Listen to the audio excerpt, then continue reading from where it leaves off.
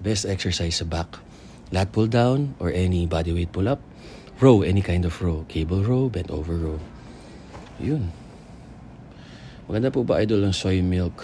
Yung iba, ayaw na soy kasi raw nakaka-estrogen o di kaya ng tiyan nila. Pero kung okay naman sa'yo, why not, diba? Pero ang best talaga is protein.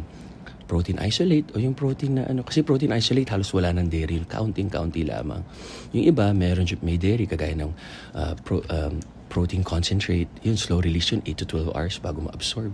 So 12 hours kang may protein. Pero tama kayo, mali ako, not your doctor. Do what works for you. Kung ano rin yung kaya ng budget tsaka gusto mo.